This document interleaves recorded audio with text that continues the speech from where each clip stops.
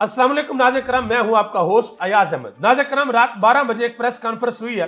उस press conference के चेहरे में आपके सामने रखने लगा हूं और आपने अंदाजा लगाना है कि वो प्रेस कॉन्फ्रेंस उन लोगों ने किस तरीके से की है।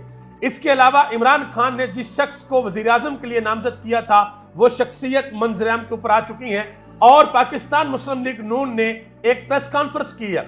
उस प्रेस कॉन्फ्रेंस के अंदर उन्होंने कुछ सबूत रखे हैं, वो सबूत भी मैं आपको दिखाने लगा हूं और वह सबूत देखने के बाद आपके कानों के अंदर इमरान खान के वो अल्फाज गूंजेंगे कि एक तो ये पढ़े लिखे नहीं है और ऊपर से कोशिश भी नहीं करते, यानी कि पूरी प्लानिंग के साथ झूठ बोलने की कोशिश करते हैं और आखिरकार किसी ना किसी पॉइंट पर जाकर पकड़े जाते हैं। झूठ भी सही तरीके से नहीं बोला जाता और एक चंद माशाल्लाह इलेक्शन कमीशन ऑफ पाकिस्तान ने भी चढ़ा दिया।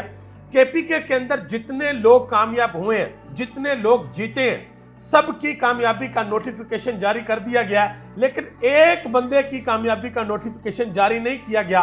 कौन होगा वह बंदा? जी हां, बिल्कुल आप सही सोच रहे हैं, वही बंदा जिसको इमरान खान ने केपीके का वजीर आला बनाना है, अली अमीन गंडापुर।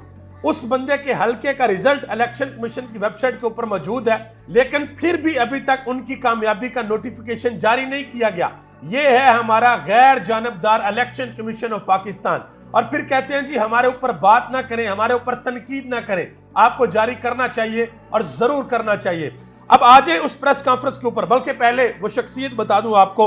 उमर अयूब, जिनको इमरान खान ने वजीर आजम के लिए नामजद किया, वो मंजर-ए-आम के ऊपर आ चुके हैं। आज उन्होंने एक छोटी सी प्रेस टॉक भी की है और उन्होंने कहा कि हमें बेसब्री के साथ इंतजार है कि जब वजीर आजम इमरान खान हमारे दरमियान मौजूद होंगे। उसके अलावा एक और भी बड़ा अहम काम हुआ।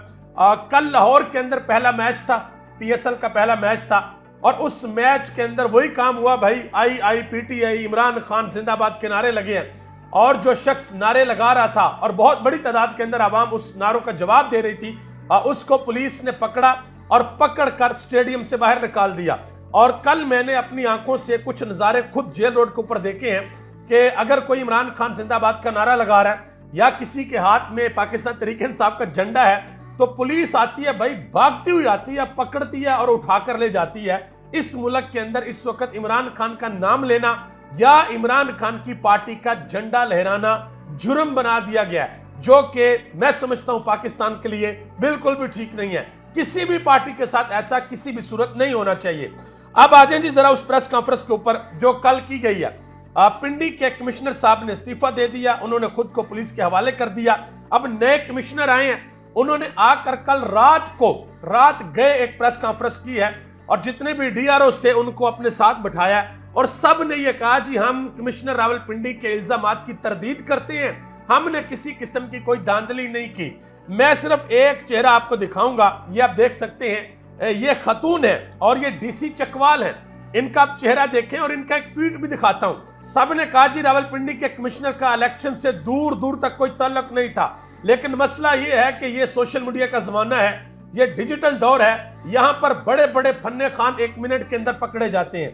अब ये जो DC साहबा हैं, एक तो आप माशाल्लाह इनका चेहरा देखें, नहायत परेशानी के आलम के अंदर बैठी हुई हैं और जो लोग चेहरा पढ़ सकते हैं वो ये तस्वीर देखकर अंदाजा लगा सकते हैं कि किस कर्ब की हालत में सबको बुलाकर प्रेस कॉन्फ्रेंस करवाई गई है।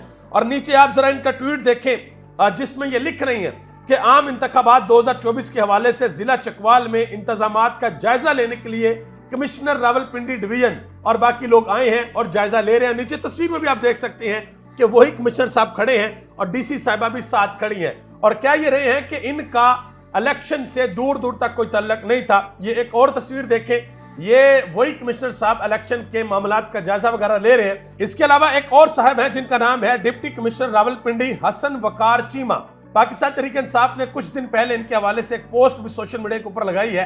इनके वालिद मोहतरम जिनका नाम है वकार चीमा, वो PP35 से पाकिस्तान मुस्लिम लीग नून की तरफ से इलेक्शन भी लड़ रहे थे।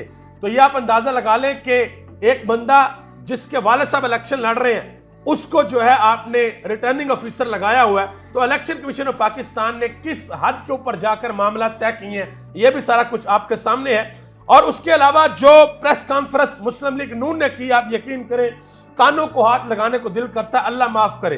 अता तारड़ साहब, उसके बाद मलक अहमद अवान साहब और उसके बाद उज़मा बुखारी साहबा, ये तीनों बैठे हैं और तीनों ने बैठ के एक बहुत बड़ा सबूत पाकिस्तान की आवाम के सामने रख दिया। अब सबूत क्या रखा है वो जरा मैं आपके सामने रखता हूं। और जैसे कि शुरू में मैंने आपको कहा कि सबूत देखने के बाद आपके कानों में इमरान खान की वो आवाज आएगी कि एक तो ये पढ़े लिखे नहीं है और ऊपर से कोशिश भी नहीं करते पढ़ने लिखने की। अब ये इन्होंने सबूत रखे हैं जी। जिस वक्त रावलपिंडी का कमिश्नर प्रेस कॉन्फ्रेंस करने के लिए आ रहा था तो तहरीक इंसाफ के लोगों को पहले बता दिया गया था और उन्होंने अपने ग्रुप के अंदर ये कह दिया कि जी वो प्रेस कॉन्फ्रेंस होने लगी है, अब सब जो है वो आ जाएं, हम एक ट्रेंड बनाएंगे और हम पता नहीं क्या कुछ करेंगे और कुछ जर्नलिस्ट हैं उनको भी आप ऑन बोर्ड ले लें। अब मैं आपको बताता हूं जो हकीकत है। ये इन्होंने स्क्रीनशॉट लगा दिए। ये स्क्रीनशॉट कहां से बनाते हैं, कैसे बनाते हैं और बनाते हुए गलती क्या कर देते हैं वो भी मैं आपको बताता हूं, क्योंकि हर पाकिस्तानी व्हाट्सएप इस्तेमाल करता है। हर पाकिस्तानी व्हाट्सएप में किसी ना किसी ग्रुप के अंदर जरूर होता है। दोस्तों का ग्रुप बना होता है, ऑफिस का ग्रुप बना होता है, कोई ना कोई ग्रुप बना होता है और सबको पता है कि असल में चीज किस तरीके से होती है। अब आप ये अंदाजा लगाएं कि ये ग्रुप है, ग्रुप का नाम है पीटीआई सोशल मीडिया, ठीक है जी, ये ग्रुप का नाम है और उसके ऊपर ग्रुप का जो एडमिन है उसका नाम है अरसलान खालिद SMT, ठीक है जी, ऊपर लिखा हुआ है और नीचे वो बंदा मैसेज कर रहा है। अब ग्रुप के ऊपर जो आइकॉन है वहां पर अरसलान खालिद के नाम के स्पेलिंग कुछ और है और नीचे जो वो मैसेज कर रहा है वहां पे अरसलान खालिद के नाम के स्पेलिंग कुछ और है। और ये समझते हैं कि पाकिस्तान की आवाम सर से गंजी है, ये चूची है, ये रोटी को चोची कहती है, इनको कुछ समझ नहीं आना। ये फेक स्क्रीनशॉट आप अभी जाएं, ये मैंने स्क्रीनशॉट लगा भी रखा है, ये आप देख सकते हैं। बेशुमार वेबसाइट्स हैं, आप जाकर अपना नाम लिखें, अपना स्टेटस बताएं, किस तरीके से आपने स्क्रीनशॉट किस तरीके का बनाना है और क्या क्या मैसेज लिखने हैं, आप वो सारे मैसेज लिखें, आप स्क्रीनशॉट बनाएं और बनाकर लगा दें। लेकिन बनाते वक्त कोई गलती ना करें। अगर आप गलती करेंगे तो आप बुरे तरीके से पकड़े जाएंगे, जिस तरीके से ये माशाल्लाह पकड़े गए। आगे आ जाए जी, एक और डेवलपमेंट है। पाकिस्तान बहुत तरक्की कर रहा है माशाल्लाह। जब भी पाकिस्तान के अंदर कोई बड़ी डेवलपमेंट होती है तो आजकल, पहले तो पूरा इंटरनेट बंद कर दिया जाता था, तो आजकल उमर सैफ साहब जो कि निगरान वजीर हैं IT के, क्या बात है माशाल्लाह, जबरदस्त। मैं कहता हूं जी तालियां होनी चाहिए आपके लिए। ट्विटर को बंद कर देते हैं। भाई ट्विटर को बंद करने का मतलब यह है कि आप अवामी राय को रोक रहे हैं, आप लोगों को बोलने से रोक रहे हैं, उनका हक छीन रहे हैं बोलने का।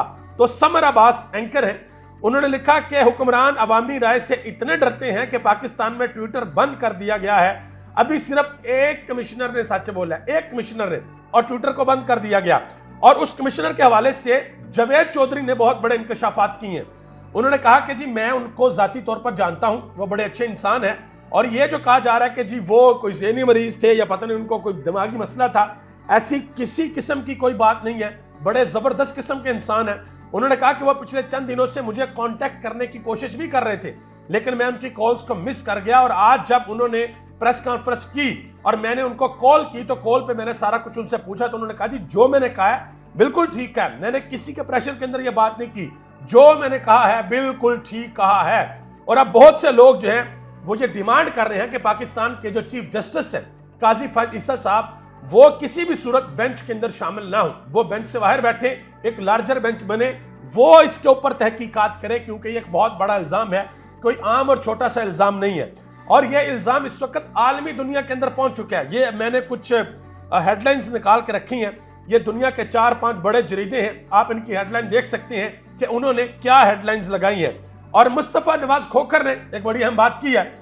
उन्होंने कहा कि जो बात कमिश्नर रावलपिंडी ने की है वही बात मैं भी कर रहा हूं कि तहरीक इंसाफ जीती हुई है, शुएब शाहीन और अली बुखारी मेरे मुकाबले में जीते हुए हैं, मेरे पास सबूत है, सरेआम धांधली हुई है, लेकिन अदालतों को कुछ नजर नहीं आ रहा। उन्होंने कहा जी डील की गई थी शरीफ खानदान से सादा अक्सरियत की, कि आपको सादा अक्सरियत दी जाएगी, लेकिन उस डील का तिया पांचा पाकिस्तान की आवाम ने कर दिया। और जब देखा गया कि पाकिस्तान तहरीक इंसाफ जीत रही है तो रात 12 बजे के बाद रिजल्ट तब्दील कर दिए गए। और आज भी गैर सियासी लोगों ने सियासत में मुदाखलत जारी रखी हुई है। ये सेनेटर मुस्तफा नवाज खोखर साहब बात कर रहे हैं और एंकर इमरान रियाज खान ने भी इसके ऊपर बात की है।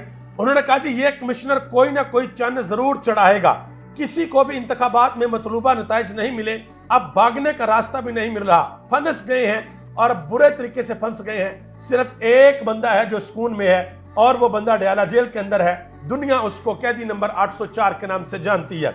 एतजाज अहसन साहब ने एक अहम बात की है।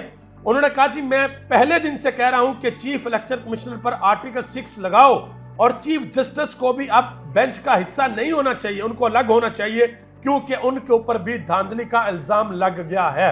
और आखिर में ये आपको बताता चलूं कि आरपीओ रावलपिंडी सैयद खुरम अली बैरून मुल्क रवाना हो गए हैं छुट्टी के ऊपर, बड़े अहम ओहदे के ऊपर हैं। इनका नाम भी लिया गया है, इनका नाम भी शामिल है कि ये भी धांधली के अंदर मुलव्वस हैं, तो वो भी चले गए हैं। अब देखना यह है कि आने वाले दिनों के अंदर क्या होता है। अब पाकिस्तान के अंदर सियासी इस्तेहकाम लाना होगा और बहुत जरूर है कि हम सियासी इस्तेहकाम लेके आए। अब सबसे बड़ी बात यह है कि सियासी इस्तेहकाम के लिए आपको एक मजबूत हुकूमत चाहिए।